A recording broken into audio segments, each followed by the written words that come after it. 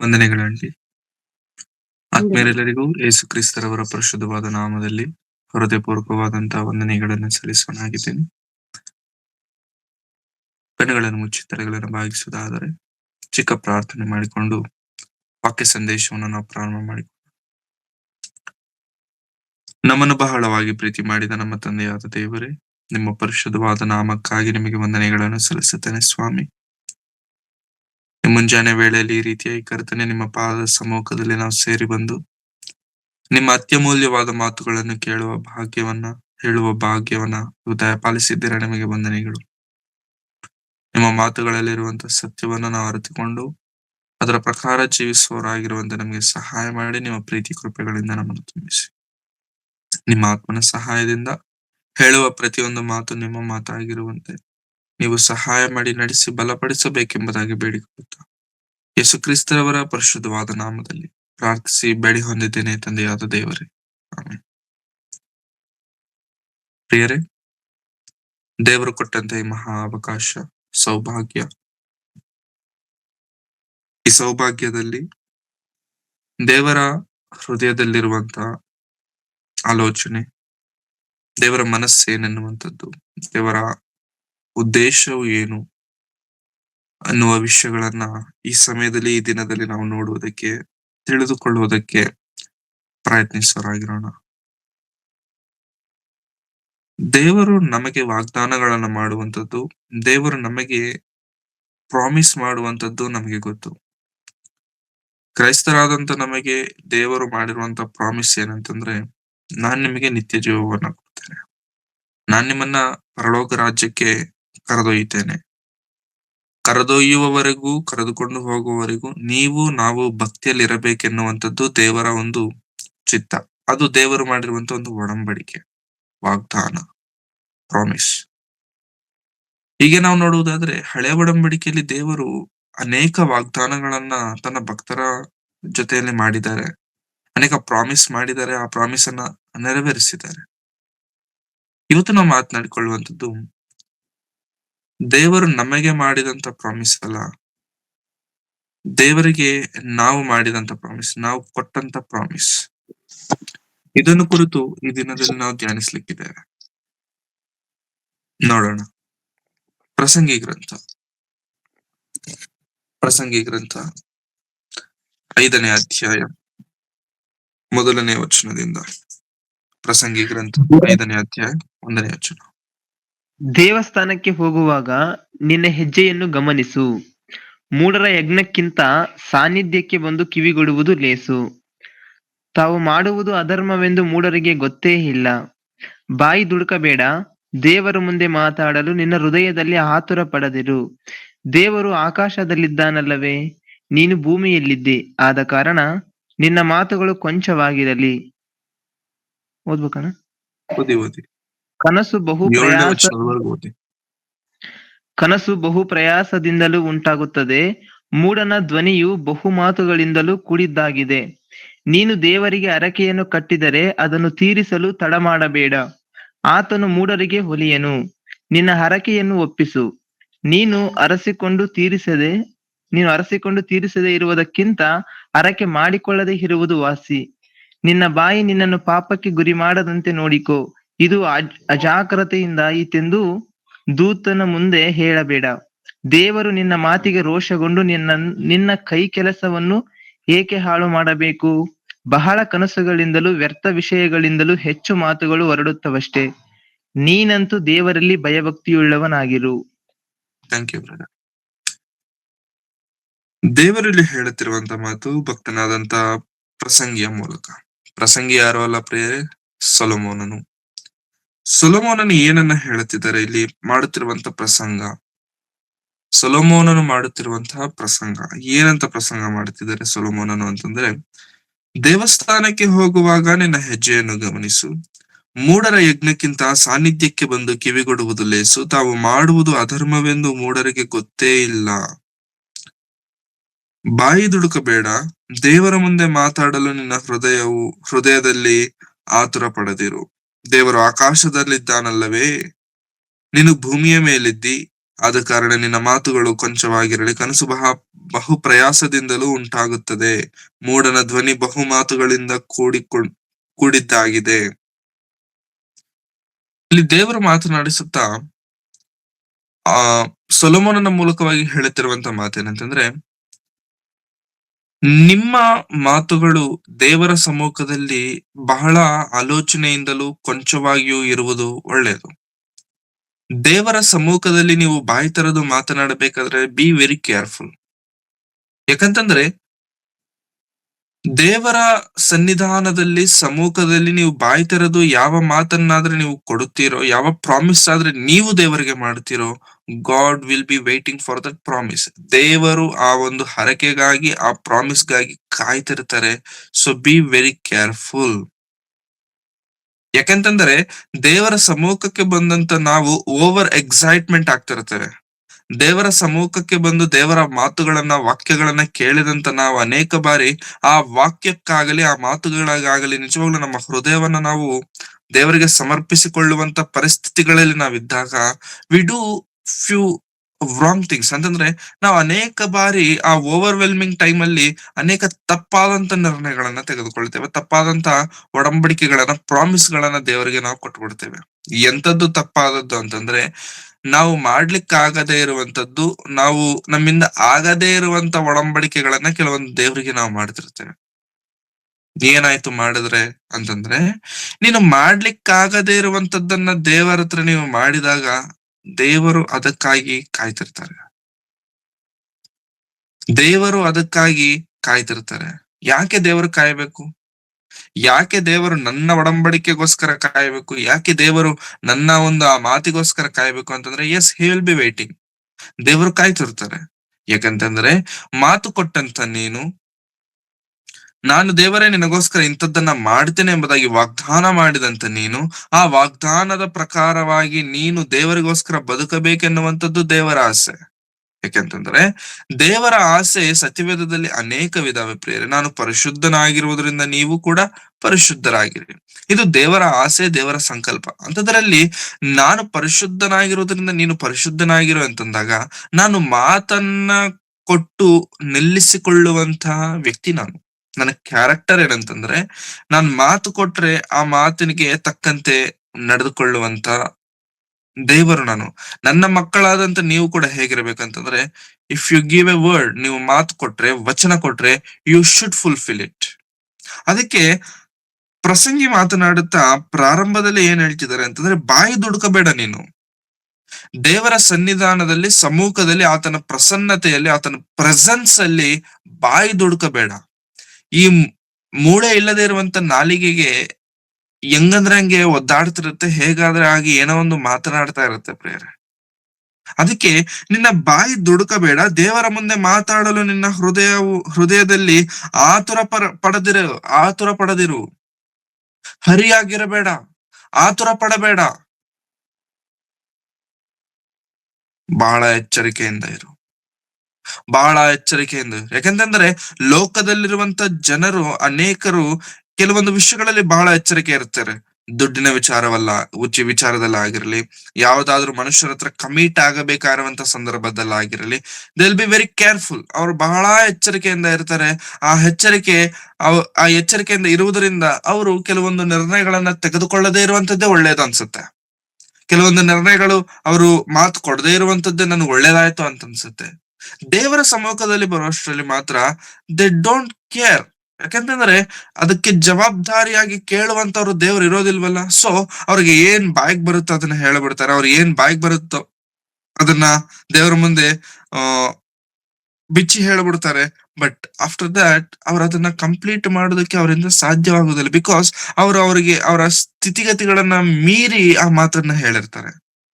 ಅವ್ರು ಮಾಡ್ಲಿಕ್ಕಾಗದೇ ಇರುವಂತದ್ದನ್ನ ಅವ್ರ ಮಾತನ್ನ ಹೇಳಿರ್ತಾರೆ. ಅದಕ್ಕೆ ಹೇಳ್ತಿದಾರೆ ಆ ಪ್ರಸಂಗಿ, ದೇವರ ಮುಂದೆ ಮಾತಾಡಲು ನಿನ್ನ ಹೃದಯದಲ್ಲಿ ಆತುರ ಪಡೆದಿರು. ದೇವರ ಆಕಾಶದಲ್ಲಿದ್ದಾನಲ್ಲವೇ, ನೀನು ಭೂಮಿಯಲ್ಲಿದ್ದಿ. ಆದ ಕಾರಣ ನಿನ್ನ ಮಾತುಗಳು ಕೊಂಚವಾಗಿರಲಿ.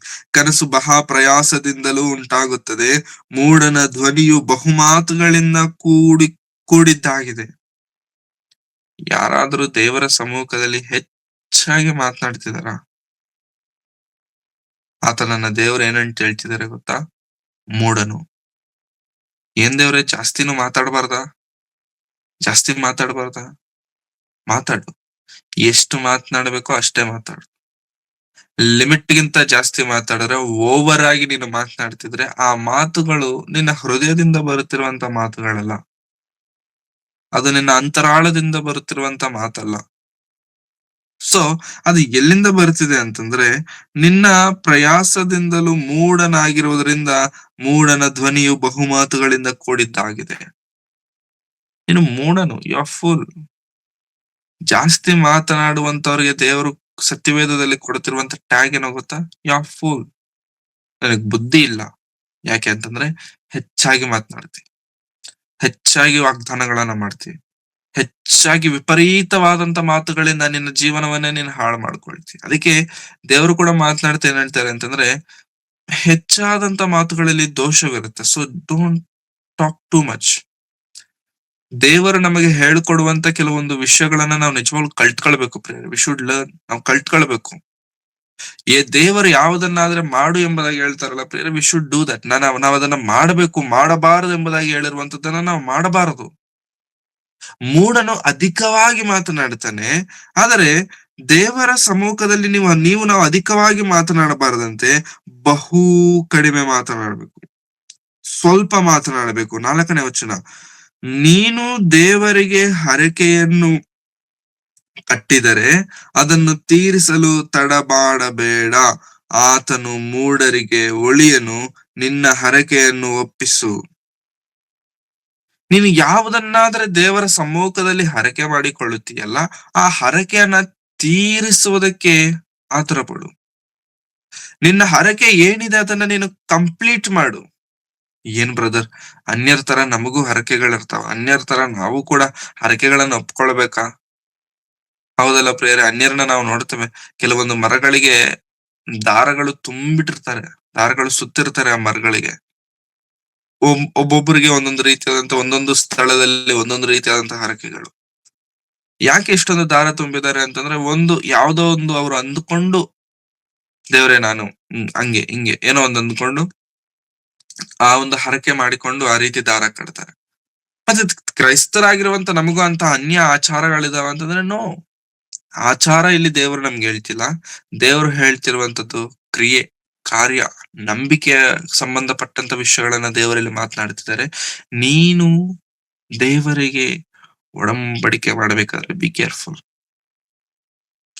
ಒಡಂಬಡಿಕೆಯನ್ನ ದೇವರ ಜೊತೆಗೆ ಮಾಡಬೇಕಾದ್ರೆ, ಹರಕೆ ದೇವರ ಜೊತೆಗೆ ಮಾಡಬೇಕಾದ್ರೆ, ಪ್ರಾಮಿಸ್ ದೇವರ ಹತ್ರ ಮಾಡ್ಬೇಕಾದ್ರೆ be very very cautious. Be very very cautious. ಯಾಕಂತಂದ್ರೆ ದೇವರು ಆ ಮಾತಿಗೋಸ್ಕರ ಕಾಯ್ತಿರ್ತಾರೆ. ಮಾಡಿಲ್ಲ ಅಂದ್ರೆ ಏನಾಯ್ತು ಬ್ರದರ್? ಹೌದು, ನಾನ್ ಮಾತು ಕೊಟ್ಟೆ, ನಾನೀಗ ಮಾಡಿಲ್ಲ. ಏನಾಗತ್ತೆ ಇವಾಗ ಅಂತಂದ್ರೆ, ನಿನ್ನ ಬಾಯಿಂದ ನಿನ್ನ ದೇಹವೆಲ್ಲ ಹಾಳಾಗೋದು ಒಳ್ಳೇದಲ್ವಲ್ಲ? ಅರ್ಥಾಗ್ತಿದ್ಯಾ? ನಿನ್ನ ಬಾಯಿಂದ ನಿನ್ನ ದೇಹವೆಲ್ಲವೂ ಹಾಳಾಗೋದು ಒಳ್ಳೇದಲ್ವಲ್ಲ? ಅಂದರೆ ನೀನು ಬಾಯಿಂದ ಹರಕೆ ಮಾಡಿ ಆ ಹರಕೆನ ನೀನು ತೀರಿಸದೆ ಹೋದಾಗ ನಿನ್ನ ದೇಹ ಹಾಳಾಗತ್ತೆ. ಕೆಳಗಿನ ವಚನದಲ್ಲಿ ಅದನ್ನ ಹೇಳ್ತಾರೆ ನೋಡಿ. ನೀನು ದೇವರಿಗೆ ಹರಕೆಯನ್ನು ಕಟ್ಟಿದರೆ ಅದನ್ನು ತೀರಿಸಲು ತಡ ಮಾಡಬೇಡ. ಹ್ಮ್ ಆತನು ಮೂಢರಿಗೆ ಒಳಿಯನು, ನಿನ್ನ ಹರಕೆಯನ್ನು ಒಪ್ಪಿಸು. ನೀನು ಹರಿಸಿಕೊಂಡು ತೀರಿಸದೇ ಇರುವುದಕ್ಕಿಂತ ಹರಕೆ ಮಾಡಿಕೊಳ್ಳದೇ ಇರುವುದು ವಾಸಿ. ನಿನ್ನ ಬಾಯಿ ನಿನ್ನನ್ನು ಪಾಪಕ್ಕೆ ಗುರಿ ಮಾಡದಂತೆ ನೋಡಿಕೋ. ಇದು ಇದು ಅಜಾಗ್ರತೆಯಿಂದ ಆಯಿತೆಂದು ದೂತನ ಮುಂದೆ ಹೇಳಬೇಡ. ದೇವರು ನಿನ್ನ ಮಾತಿಗೆ ರೋಷಗೊಂಡು ನಿನ್ನ ಕೈ ಕೆಲಸಗಳನ್ನು ಏಕೆ ಹಾಳು ಮಾಡಬೇಕು? ಬಹಳ ಕನಸುಗಳಿಂದಲೂ ವ್ಯರ್ಥ ವಿಷಯಗಳಿಂದಲೂ ಹೆಚ್ಚು ಮಾತುಗಳು ಹೊರಡುತ್ತವಷ್ಟೇ. ನೀನಂತೂ ದೇವರಲ್ಲಿ ಭಯಭಕ್ತಿಯುಳ್ಳವನಾಗಿರು. ದೇವರು ನಿನ್ನ ಮಾತಿಗೆ ರೋಷಗೊಂಡು ನಿನ್ನ ಕೈ ಕೆಲಸವನ್ನು ಏಕೆ ಹಾಳು ಮಾಡಬೇಕು? ತುಂಬಾ ಜನರ ಜೀವನದಲ್ಲಿ, ಬಹಳ ಜನರ ಜೀವನದಲ್ಲಿ ಅವ್ರು ಎಷ್ಟೇ ಪ್ರಯಾಸ ಪಟ್ರು, ಅನೇಕ ಕಾರಣಗಳಿರಬಹುದು.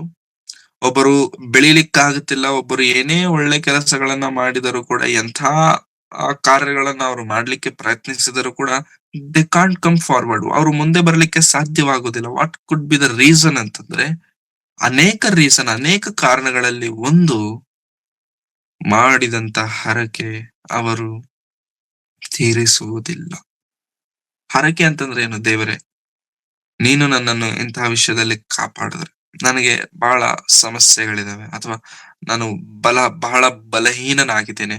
ನನ್ನ ಈ ಬಲಹೀನ ಪರಿಸ್ಥಿತಿನ ನೀನು ಮಾರ್ಪಡಿಸಿದರೆ, ಇಂತಹ ಪರಿಸ್ಥಿತಿಯಿಂದ ನನ್ನನ್ನು ಹೊರಗೆ ತಂದರೆ, ನಾನ್ ನಿನಗೆ ಒಳ್ಳೇದನ್ನ ಮಾಡ್ತೇನೆ. ಐ ಮೀನ್, ನಾನು ಇಂಥ ಕೆಲಸವನ್ನ ಮಾಡ್ತೇನೆ. ನಾನು ಇಂಥ ಒಳ್ಳೆ ಕಾರ್ಯವನ್ನ ನಾನು ಮಾಡ್ತೇನೆ ಎಂಬುದಾಗಿ ನಾವು ದೇವರ ಹತ್ರ ಕೆಲವೊಂದು ಕಮಿಟ್ಮೆಂಟ್ಸ್ ಕೊಡ್ತೇವೆ. ಇಫ್ ಯು ಡೂ ಕಮಿಟ್ಮೆಂಟ್ಸ್, ಹರಕೆ ಮಾಡುವಂತದ್ದು ತಪ್ಪಾ ಅಂತಂದ್ರೆ no, it is not wrong. ಆದರೆ ನೀನು ತೀರಿಸ್ಲಿಕ್ಕಾಗುವಂತದ್ದನ್ನೇ ನೀನು ಮಾಡಬೇಕು. ತೀರಿಸ್ಲಿಕ್ಕಾಗದೇ ಇರುವಂತದ್ದನ್ನ ನೀನು ಮಾಡಿದ್ರೆ ಅದು ತಪ್ಪು. ನೀನು ಯಾವ್ದನ್ನಾದ್ರೆ ನೀನು ತೀರಿಸ್ಲಿಕ್ಕಾಗುತ್ತೋ, you should promise to God. ಹರಕೆ ಮಾಡಬೇಕು. ಮಾಡಿದ ನಂತರ ಅದನ್ನ ತೀರಿಸೋದಕ್ಕೆ ತಡ ಮಾಡಬೇಡ, ಲೇಟ್ ಮಾಡಬೇಡ. ಆದಷ್ಟು ಬೇಗ ಅದನ್ನ ತೀರಿಸೋದಕ್ಕೆ ಪ್ರಯತ್ನಿಸು. ಯಾಕಂತಂದ್ರೆ ನೀನು ಒಂದು ವೇಳೆ ತೀರಿಸದೆ ಹೋದರೆ ದೇವರಿಗೆ ಕೋಪ ಬರುತ್ತೆ. ದೂತರ ಮುಂದೆ ನಾನು ಏನೋ ಆತ್ರ ಪಟ್ಟು ಕನ್ಫ್ಯೂಸ್ ಆಗ್ಬಿಟ್ಟು ಆ ಸಮಯದಲ್ಲಿ ಎಕ್ಸೈಟ್ಮೆಂಟ್ ಅಲ್ಲ ಅಂತ ನಿರ್ಣಯ ತೆಗೆದುಕೊಂಡ್ಬಿಟ್ಟೆ ಅಂತ ಹೇಳ್ಬಿಟ್ಟು ದೇವರ ಹತ್ರ ಕಹಾನಿಗಳನ್ನ ಹೇಳಲಿಕ್ಕೆ ಹೋಗ್ಬೇಡಿ. ದೇವರ ಹತ್ರ ಕತೆಗಳನ್ನ ಹೇಳಲಿಕ್ಕೆ ಹೋಗ್ಬೇಡಿ. ಯಾಕಂತಂದ್ರೆ ಕತೆಗಳನ್ನ ಹೇಳಿದ್ರೆ ದೇವ್ರೇನ್ ಮಾಡ್ತಾರೆ ಅಂತಂದ್ರೆ, ನಿನ್ನ ಕೈ ಕೆಲಸಗಳನ್ನ ಯಾಕೆ ಹಾಳು ಮಾಡು? ದೇವ್ರು ಯಾಕೆ ನಿನ್ನ ಕೈ ಕೆಲಸಗಳನ್ನ ಹಾಳು ಮಾಡ್ಬೇಕು? ಅದಕ್ಕೆ ಅನೇಕರು ಎಂಥ ಒಳ್ಳೆ ಕೆಲಸಗಳನ್ನ ಮಾಡ್ಲಿಕ್ಕೆ ಹೋದರೂ ಕೂಡ they can't succeed. Why? Because of this reason. ಈ ಕಾರಣದಿಂದ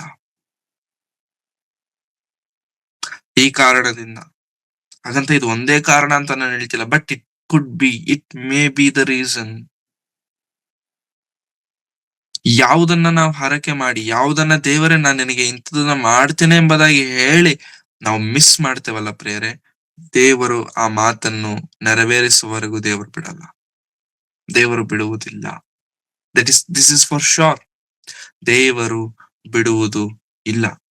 ಇದನ್ನ ನಾವು ನೆನಪು ಮಾಡ್ಕೊಳ್ಳೋಣ. ದೇವರಿಗೆ ನಾವು ಏನ್ ಆರ್ಕೆ ಮಾಡಿದ್ದೇವೆ? ದೇವರಿಗೆ ನಾವು ಏನ್ ಪ್ರಾಮಿಸ್ ಮಾಡಿದ್ದೇವೆ? ಏನು ದೇವರಿಗೆ ನಾವು ತಿಳಿಸಿದ್ದೇವೆ? ದೇವರೇ, ನಾನು ಮಾಡ್ತೇನೆ, ನಾನು ಕೊಡ್ತೇನೆ, ನಾನು ಬರ್ತೇನೆ. ಏನು ಮಾಡ್ಲಿಕ್ಕೆ ಆಗಿಲ್ಲ ಅಂತಂದ ಮೇಲೆ, ಆ ಪ್ರಾಮಿಸ್ ನಾವು ನೆರವೇರಿಸ್ಲಿಕ್ಕೆ ಆಗಿಲ್ಲ ಅಂತಂದ್ಮೇಲೆ, ವಿ ಶುಡ್ ನಾಟ್. ನಾವ್ ಯಾರಿಂದನಾದ್ರೂ ಸಹಾಯ ಕೇಳಿದ್ವಿ.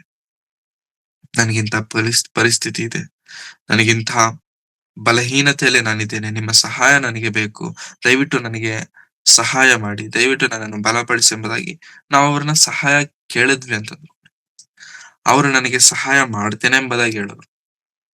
ಇವಾಗ ಸಹಾಯ ಮಾಡ್ತೇನೆ ಎಂಬುದಾಗಿ ಹೇಳಿದಂತವ್ರು ಆದಷ್ಟು ಬೇಗ ಮಾಡಿದ್ರೆ ಒಳ್ಳೇದು. ಅವ್ರು ತಡ ಮಾಡ್ತಿದ್ದಾರೆ. ಎಷ್ಟು ತಡ ಮಾಡ್ತಿದ್ದಾರೆ ಅಂತಂದ್ರೆ, at the end of the day ಅವ್ರು ಕೊಡೋದೇ ಇಲ್ಲ ಅನ್ನೋ ಲೆವೆಲ್ ಆಯ್ತು. ಇವಾಗ ಒಂದು ವ್ಯಕ್ತಿ, ಒಂದು ಮನುಷ್ಯನು ನಮಗೆ ಯಾವುದೋ ಒಂದು ಮಾತನ್ನ ಹೇಳಿ ನಾನ್ ಮಾಡ್ತೇನೆ, ಕೊಡ್ತೇನೆ ಎಂಬುದಾಗಿ ಹೇಳಿದ್ರೇನೆ ಆ ಮಾತಿಗೆ ನಾವು ಕಾಯ್ಕೊಂಡಿರ್ತೀವಲ್ಲ ಪ್ರಿಯರೇ, ದೇವರಿಗೆ ನಾವು ಕೊಟ್ಟಾಗ he will also be waiting for you. ದೇವರು ಕೂಡ ನಮ್ಮ ಮಾತಿಗೋಸ್ಕರವಾಗಿ ಕಾಯುತ್ತಾ ಇರ್ತಾರೆ. ಯಾಕೆಂತಂದ್ರೆ ನೀನು ಅದನ್ನ ನೆರವೇರಿಸಬೇಕು, ನೀನು ಅದನ್ನ ಸಂಪೂರ್ಣವಾಗಿ ನೆರವೇರಿಸಬೇಕು.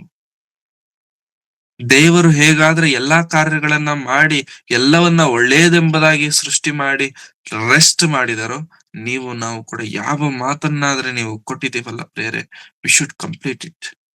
ನಾವದನ್ನ ಸಂಪೂರ್ಣವಾಗಿ ಪೂರೈಸುವವರಾಗಿರಬೇಕು. ಅರಸನಾದ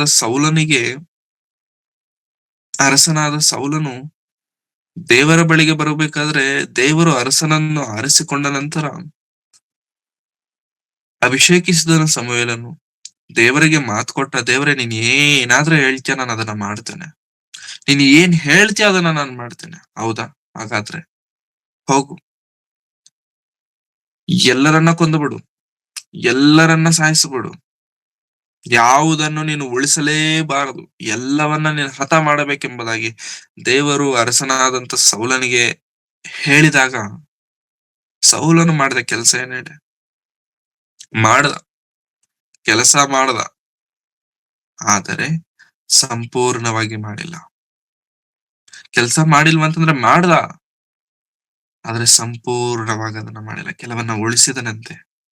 ಕೊಬ್ಬಿದ ಕೆಲವು ಪಶುಗಳನ್ನ, ಪ್ರಾಣಿಗಳನ್ನ ಉಳಿಸಿ, ಯಾಕೆ ಸೌಲನೇ ನೀನು ಉಳಿಸಿದೀಯಾ? ದೇವರು ನಿನಗೆ ಏನ್ ಹೇಳಿದ್ದಾರೆ? ಎಲ್ಲವನ್ನ ಯಾವುದು ಇರದಂತೆ ಎಲ್ಲ ಹಾಳು ಮಾಡ್ಲಿಕ್ಕೆ ತಾನೇ ಹೇಳಿರೋದು. ನೀನು ಯಾಕೆ ಉಳಿಸಿದ್ಯಾ ಸೌಲನೇ ಅಂತಂದಾಗ, ಅವಾಗ ಸೌಲನು ಕೊಟ್ಟಂತ ಉತ್ತರ, ನಿನ್ನ ದೇವರಿಗೋಸ್ಕರ. ನಿನ್ನ ದೇವರಿಗೆ ಬಲಿ ಕೊಡಬೇಕಲ್ಲ, ನಿನ್ನ ದೇವರಿಗೆ ಹೋಮ ಮಾಡಬೇಕಲ್ಲ, ನಿನ್ನ ದೇವರಿಗೆ ನೈವೇದ್ಯವನ್ನ ಕೊಡಬೇಕಲ್ಲ. ಹಾಗಾಗಿ ಅದನ್ನು ಕೂಡ ನಾನು ಎಂತದ್ದನ್ನ ಇಟ್ಟಿದ್ದೇನೆ ಗೊತ್ತಾ? ಒಳ್ಳೆ ಶ್ರೇಷ್ಠವಾಗಿರುವಂತದ್ದನ್ನೇ ನಾನು ಇಟ್ಟಿದ್ದೇನೆ. ರೋಗವಿರೋದು, ಬಲಹೀನವಾಗಿರೋದು, ಅದನ್ನೆಲ್ಲ ನಾನು ಕೊಂದು ಬಿಟ್ಟಿದ್ದೇನೆ. ಆದ್ರೆ ಇದು ತುಂಬಾ ವ್ಯಾಲ್ಯೂಬಲ್ ಅಂತಂದಾಗ ದೇವರು, ಓ ಸುಪ್ಪ, ನನ್ನ ಬಗ್ಗೆ ಎಷ್ಟು ಯೋಚನೆ ಮಾಡಿದ್ದಾನೆ ನನ್ನ ಮಗ, ಬಾರು ಬಾ, ಎಷ್ಟು ಯೋಚನೆ ಮಾಡಿದ್ಯಾ ನನ್ ಬಗ್ಗೆ ಅಂತ ಹೇಳಿದ್ರ ದೇವ್ರು, ಇಲ್ಲ, ನಾನು ಹೇಳಿದ್ದೇನು, ನೀನ್ ಮಾಡಿದ್ದೇನು. ಅಲ್ಲ ದೇವ್ರೆ, ನಿನಗೋಸ್ಕರ ನೋ, ನನಗೋಸ್ಕರ ಬೇಕು ಅಂತ ನಾನು ಕೇಳದ್ನ ನಿನ್ಗೆ? ನೀನ್ ಏನಾದ್ರೂ ಹೇಳಿದ್ಯಾ ಅದನ್ನ ನೀನು ಮಾಡಬೇಕಷ್ಟೇ. ಅದಕ್ಕಿಂತ ಹೆಚ್ಚು ನೀನು ಮಾಡಬಾರದು, ಅದಕ್ಕಿಂತ ಕಡಿಮೆ ನೀನು ಮಾಡಬಾರದು. ದೇವರ ಸಮ್ಮುಖದಲ್ಲಿ ನಾವು ಮಾತು ಕೊಟ್ಟ ಮೇಲೆ ಅದಕ್ಕಿಂತ ಹೆಚ್ಚು ಮಾಡಬಾರದು, ಕಡಿಮೆನೂ ಕೂಡ ಮಾಡಬಾರದು. ದೇವರೇ, ಇದು ನಿನಗೆ ಇಷ್ಟ ಆಗತ್ತೇನೋ ಅಂತ ಅಂದ್ಕೊಂಡು ನಾನು ಇದನ್ನ ಮಾಡಿದೆ. ನಿನಗೆ ಯಾರು ಹೇಳಿದವರು? ನಮ್ಮ ಸ್ವಬುದ್ಧಿಯನ್ನ, ಸ್ವ ಆಲೋಚನೆಗಳನ್ನ ದೇವರ ಮುಂದೆ ತಂದಿಟ್ಟು, ದೇವರೇ ಇದು ನಿನಗೆ ಇಷ್ಟ ಆಗತ್ತೆ ಅಂತ ಅಂದ್ಕೊಂಡು ಈ ತರ ಕೆಲಸ ಮಾಡಿದೆ ಅಂತಾಗ ದೇವರು ಹೇಳ್ತಾರೆ, ನನಗಿಷ್ಟ ಇಲ್ಲ ಈ ಕೆಲಸ, ನನಗಿಷ್ಟ ಇಲ್ಲ ಈ ಕಾರ್ಯ, ಐ ಡೋಂಟ್ ಲೈಕ್ ಇಟ್. ನನಗಿಷ್ಟ ಇಲ್ಲದೆ ಇರುವಂತದ್ದನ್ನ ನೀನು ಮಾಡಿದೆ, ನಾನು ಅಸಹ್ಯ ಪಡುವಂತ ಕೆಲಸವನ್ನ ನೀನು ಮಾಡಿದೆ. ಅವಾಗ ಇಮಿಡಿಯೇಟ್ ಆಗಿ ಸೌಲನಿಗೆ ದೇವರು ಮಾಡಿದಂತ ಕೆಲಸವೇನೋ ಗೊತ್ತಾ? You are not fit to be a king. ನೀನು ರಾಜನಾಗಿರೋದಕ್ಕೆ, ಅರಸನಾಗಿರೋದಕ್ಕೆ ನೀನು ಯೋಗ್ಯನಲ್ಲ. ನಾನು ರಿಪ್ಲೇಸ್ಮೆಂಟ್ ಮಾಡ್ತೇನೆ ನಿನಗೆ. ಇನ್ನು ಮೇಲೆ ನಿನಗೆ ರಾಜ್ಯವನ್ನ ಕೊಡ್ಲಿಕ್ಕೆ ನನಗೆ ಇಷ್ಟ ಇಲ್ಲ. ಬೇರೆಯವನಿಗೆ ಈ ಸಿಂಹಾಸನವನ್ನ ನಾನು ಕೊಡ್ತೇನೆ. ಆಗ ಬಂದಂತ ಅರಸನೇ ದಾವೀದನು. ದೇವರ ಸೇವೆಯಲ್ಲಿ, ದೇವರ ಸಮ್ಮುಖದಲ್ಲಿ ನಿನಗೆ ನನಗೆ ದೇವರು ಕೊಟ್ಟಿರುವಂತದ್ದು ಒಳ್ಳೆ ಪೋಸ್ಟ್ ಆಗಿದ್ದಾಗ್ಯೂ ಕೂಡ ಆ ಪೋಸ್ಟ್ ಅನ್ನ ದೇವರೇ ಕೆಡವ್ತಾರೆ. ವೈ? ಬಿಕಾಸ್ ನೀನು ಅದನ್ನ ಸರಿಯಾಗಿ ಸಂರಕ್ಷಿಸಿಕೊಂಡಿಲ್ಲ, ಕಾಪಾಡಿಕೊಂಡಿಲ್ಲ. ಹೇಗೆ? ಏನಾಯ್ತು ಅಂತಂದ್ರೆ, ನೀನು ಹೇಳಿದ ಮಾತನ್ನ ಸರಿಯಾಗಿ ಅದನ್ನ ನೆರವೇರಿಸಿಲ್ಲ. ಯು ಡಿಡ್ ಹೇಳಲ್ಪಟ್ಟಂತ ಇದ್ದದ್ದಕ್ಕೆ ಸೌಲನ ಜೀವನದಲ್ಲಿ ಸರಿ ಮಾಡಿಕೊಳ್ಳಲಿಕ್ಕೆ ಆಗದೇ ಇರುವಂತ ದೊಡ್ಡ ತಪ್ಪನ್ನ ಮಾಡ್ಬಿಟ್ಟ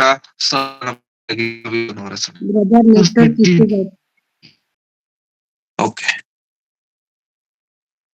ಹಾಗಾಗಿ ಸೌಲನು ದೇವರಿಂದ ಆರಿಸಲ್ಪಟ್ಟಂತ ವ್ಯಕ್ತಿನೇ ಆಗಿದ್ದಾಗ್ಯೂ ಕೂಡ ದೇವರ ನಾಮದ ಘನತೆಯನ್ನ ಘನಹೀನವಾಗಿ ಮಾಡಿದಂತ ವ್ಯಕ್ತಿಯಾದ.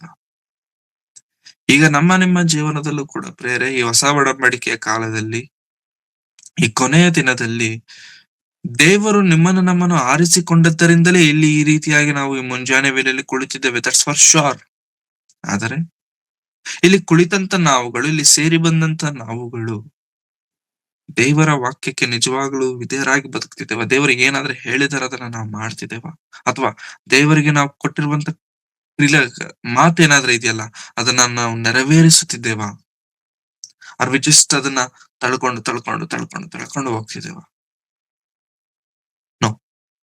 ದೇವರಿಗೆ ಯಾವ ಮಾತನ್ನಾದ್ರೆ ನಾವು ಕೊಟ್ಟಿದ್ದೇವಲ್ಲ ಪ್ರೇಯರೆ, ವಿ ಶುಡ್ ಕಂಪ್ಲೀಟ್ ಇಟ್. ನಾವು ಅದನ್ನ ಸಂಪೂರ್ಣವಾಗಿ ನೆರವೇರಿಸಬೇಕು. ಯಾಕಂತಂದ್ರೆ ದೇವರು ಕಾಯ್ತಿರ್ತಾರೆ. ನೀನು ಹರಿಸಿಕೊಂಡು ತೀರಿಸದೇ ಇರುವುದಕ್ಕಿಂತ ಹರಕೆ ಮಾಡಿಕೊಳ್ಳದೇ ಇರುವುದು ವಾಸಿ. ನಿನ್ನ ಬಾಯಿ ನಿನ್ನನ್ನು ಪಾಪಕ್ಕೆ ಗುರಿ ಮಾಡದಂತೆ ನೋಡಿಕೋ. ನೀನು ಒಪ್ಪಿಕೊಂಡ ನಂತರ ಹರಕೆಯನ್ನ ತೀರಿಸದೆ ಹೋದರೆ ಅದು ಪಾಪ. ನೀನು ಹರಕೆ ಮಾಡಿಕೊಂಡು ಆ ಹರಕೆಯನ್ನ ಪೂರೈಸದೆ ಹೋದರೆ ಅದು ಪಾಪ. ನಿನ್ನ ಬಾಯಿ ನಿನ್ನನ್ನು ಪಾಪಕ್ಕೆ ಗುರಿ ಮಾಡಿತು. ನಿನ್ನ ಬಾಯಿ ನಿನ್ನನ್ನು ದೋಷಿಯನ್ನಾಗಿ ನಿನ್ನನ್ನು ನಿಲ್ಲಿಸಿತು. So be very careful. ಪ್ರೇರೆ, ಕ್ರೈಸ್ತರಾದಂತ ನಾವು, ದೇವರನ್ನು ಅಂಗೀಕರಿಸಿದಂತ ನಾವು ಒಂದು ವೇಳೆ ಇಂಥ ಪರಿಸ್ಥಿತಿಯಲ್ಲಿದ್ದರೆ ಈ ದಿನ ನಮ್ಮನ್ನು ನಾವು ಸರಿ ಮಾಡಿಕೊಳ್ಳೋಣ. ಈ ದಿನ ನಮ್ಮ ಬದುಕುಗಳನ್ನ ಒಮ್ಮೆ ನಾವು ತಿದ್ದುಕೊಳ್ಳೋದಕ್ಕೆ ಪ್ರಯತ್ನಿಸೋಣ. ಯಾಕಂತಂದ್ರೆ ದೇವರು ಕೊಟ್ಟಂತ ಅವಕಾಶ, ದೇವರು ಕೊಟ್ಟಂತ ಆ ಮಹಾಭಾಗ್ಯವನ್ನು ನಾವು ಕಳ್ಕೊಳ್ಳಬಾರದು. ಕಳ್ಕೊಳ್ಳಬಾರದು ನಮ್ಮ ಮಾಯಿ ಮಾತಿನಿಂದ, ನಮ್ಮ ಮೂರ್ಖತನದಿಂದ. ದಾವೀದನು ದೊಡ್ಡ ಅರಸನೇ, ಸೌಲನ ನಂತರ ಇಸ್ರಾಯೇಲ್ಯರನ್ನ ಆಳ್ವಿಕೆ ಮಾಡಿದಂತ ಎರಡನೆಯ ದೊಡ್ಡ ಅರಸನು, ಚರಿತ್ರೆಯಲ್ಲಿ ನಿಂತಂತ ಅರಸನು. ಬಟ್ ದೇವರು ಆರಿಸಿಕೊಂಡಂತ ವ್ಯಕ್ತಿ, ದೇವರೇ ನಿನ್ನ ಮಾತುಗಳ ಪ್ರಕಾರವಾಗಿ ಬದುಕ್ತೇನೆ ಅಂತ ಹೇಳಿದಂತ ವ್ಯಕ್ತಿ, ಎಲ್ಲಾ ಒಳ್ಳೆ ರೀತಿಯಾಗಿ ನಡೀತಿರಬೇಕಾದ್ರೆ ಒಂದು ಸಮಯ ಬಂತು, ಬಲಹೀನನಾದ, ಬಿದ್ದು ಹೋದ. ಬಲಹೀನನಾದ, ಬಿದ್ದು ಹೋದ. ಅದಕ್ಕೆ ತಕ್ಕ ಪ್ರತಿಫಲವನ್ನು ಕೂಡ ಅನುಭವಿಸಿದ. ನನಗ್ ಗೊತ್ತಿಲ್ದಿರ ತಪ್ಪು ಮಾಡದೆ ಎನ್ನುವಂತ ಮಾತಲ್ಲಿ ಉಪಯೋಗಿಸಬಾರದು. ನಾವು ದೇವರಿಂದ ಆರಿಸಲ್ಪಟ್ಟವರಾಗಿದ್ದಾಗ್ಯೂ ಕೂಡ ಕೆಲವೊಮ್ಮೆ ನಾವು ಬೀಳ್ತೇವೆ. ಬೀಳ್ತೇವೆ. ಅದು ಅಜ್ಞಾನದಿಂದ ಅಲ್ಲ, ತಿಳುವಳಿಕೆ ಇಲ್ಲದೆ ಅಲ್ಲ, ತಿಳುವಳಿಕೆ ಇದ್ದೇ, ಬುದ್ಧಿ ಇದ್ದೇ, ಎಲ್ಲವೂ ತಿಳಿದೇ, ಇಷ್ಟೆಲ್ಲ ವಾಕ್ಯ ಕೇಳಿದ ನಂತರವೂ ಕೂಡ ನಾವು ಬೀಳ್ತೇವೆ. ಬಿದ್ದಾಗ ದೇವರೇ ನನ್ನನ್ನ ಕ್ಷಮಿಸ್ಬಿಡು, ನನಗೆ ಕ್ಷಮಾಪಣೆ ಕೊಟ್ಬಿಡು ಅಂತ ಹೇಳಿದ ತಕ್ಷಣ ದೇವ್ರ ಕ್ಷಮಾಪಣೆ ಕೊಟ್ಬಿಡಲ್ಲ. ನೀನು ಏನಾದ್ರೆ ತಿಳಿದು ಮಾಡಿದ್ಯಲ್ಲ ಅದಕ್ಕೆ ನೀನು ಹೊಂದಬೇಕು. You have to pay it. ದಾವೀದನು ಕೂಡ ತಪ್ಪು ಮಾಡಿದ ಮೇಲೆ ಉಪವಾಸದಿಂದಿದ್ದು ಪ್ರಾರ್ಥನೆ ಮಾಡಿದ. ದೇವ್ರೆ ನನ್ ತಪ್ಪಾಯ್ತು. ಎಷ್ಟೋ ಪ್ರಾರ್ಥನೆ ಮಾಡ್ದ. ಮಗನ ರೋಗದಿಂದ ಹುಟ್ಟಿದ ತಕ್ಷಣ ಎಷ್ಟೋ ಪ್ರಾರ್ಥನೆ ಮಾಡ್ದ. ಆದರೂ ಕೂಡ ನೀನು ಇದನ್ನ ಮಾಡಿರೋದ್ರಿಂದ you have to complete it. ನೀನ್ ಅದನ್ನ ಏನಂತಾರೆ, ಅದನ್ನ ನೀನು ಭರಿಸಲೇಬೇಕು. ದೇವರು ಕೂಡ ಒಂದು ವೇಳೆ ನಾವು ದೇವರೇ ನಿನಗೋಸ್ಕರ ನಾನು ಬದುಕ್ತೇನೆ ಎಂಬುದಾಗಿ ನಾವು ಮಾತು ಕೊಟ್ಟಿದ್ರೆ, ದೇವರು ನಮಗೆ ಅನೇಕ ಪರಿಸ್ಥಿತಿಗಳನ್ನ ನಮ್ಮನ್ನ ಕಾಪಾಡಿರ್ತಾರೆ. ಕಾಪಾಡಿದಾಗ we give promises to God. ದೇವರಿಗೆ ನಾವು ವಾಗ್ದಾನಗಳನ್ನ, ಹರಕೆಗಳನ್ನ ಮಾಡ್ತೇವೆ. ದೇವರೇ, ನನ್ನನ್ನು ನೀನು ಉಳಿಸಿದ್ಯಾ, ನಾನು ನಿನಗೋಸ್ಕರ ಬದುಕ್ತೇನೆ. ನನ್ನನ್ನು ನೀನು ಉಳಿಸಿದ್ಯಾ, ನಾನು ಪ್ರತಿ ವಾರ ನಿನ್ನ ಸಭೆಗೆ ಬರ್ತೇನೆ. ನನ್ನನ್ನು ನೀನು ಉಳಿಸಿದ್ಯಾ, ನಾನು ಇಂಥ ಕೆಲಸವನ್ನ ಮಾಡ್ತೇನೆ. ಏನೋ ಒಂದು ನಾನು ನಿನಗೋಸ್ಕರ ಮೀಟಿಂಗ್ ಇಡ್ತೇನೆ, ನಾನು ನಿನಗೋಸ್ಕರ ಇಂಥದ್ದನ್ನ ಮಾಡ್ತೇನೆ, ಸೇವಕರನ್ನ ಕರೆಸ್ತೇನೆ, ಕುಟುಂಬದಲ್ಲಿ ಪ್ರತಿದಿನ ಪ್ರಾರ್ಥನೆ ಮಾಡ್ತೇನೆ. All these things are called promises, ಹರಕೆಗಳು. ಒಂದು ವೇಳೆ ದೇವರ ಹತ್ರ ಹರಕೆ ಮಾಡಿ ನಾವು ನೆರವೇರಿಸದೆ ಹೋದರೆ ದೇವರಿಗೆ ಕೆಟ್ಟ ಕೋಪ ಅಲ್ಲ, ಕೆಟ್ಟ ಕೋಪ ಬರುತ್ತೆ. ಅದನ್ನ ದೇವರು ಪಾಪದೊಂದಿಗೆ ಸಮಾನವಾಗಿ ದೇವರು ಎಣಿಸ್ತಿದ್ದಾರೆ. ಈ ದಿನ ದೇವರ ದೃಷ್ಟಿಯಲ್ಲಿ ಪಾಪವಾಗಿರುವಂತ ಕೆಲಸವನ್ನ ನಾವು ಮಾಡದೆ ಪ್ರಿಯರೇ, ದೇವರ ದೃಷ್ಟಿಗೆ ಯೋಗ್ಯರಾಗಿಯೂ, ದೇವರ ದೃಷ್ಟಿಗೆ ಅಮೂಲ್ಯರಾಗಿಯೂ, ಆತನ ಚಿತ್ತವನ್ನ ನೆರವೇರಿಸುವವರಾಗಿ ಈ ಭೂಮಿಯ ಮೇಲೆ ದೇವರನ್ನ ಮಹಿಮೆ ಪಡಿಸುವವರಾಗಿರಬೇಕೆ ಹೊರತು we should be A very good example. ಒಳ್ಳೆ ಉದಾಹರಣೆಗಳಾಗಿರಬೇಕು. ಹೇಳಿದಂತ ಮಾತನ್ನ ನೆರವೇರಿಸಿದ. ಮಾತು ಹೇಳಿದ್ರೆ ಮಾಡ್ತಾರೆ, ಮಾಡ್ಲಿಕ್ಕಾಗದೇ ಇದ್ರೆ ಅವ್ರು ಹೇಳೋದೇ ಇಲ್ಲ. ಆ ಮಾತು ಬರಬೇಕು ನಮಗೆ. ದೇವರಲ್ಲೂ ಕೂಡ ಅಷ್ಟೇ. ದೇವರು ಕೂಡ ನಮ್ಮನ್ನ ಕಂಡ ತಕ್ಷಣ god should feel very happy. ದೇವರಿಗೂ ಕೂಡ ಬಹಳ ಸಂತೋಷವಾಗಬೇಕು.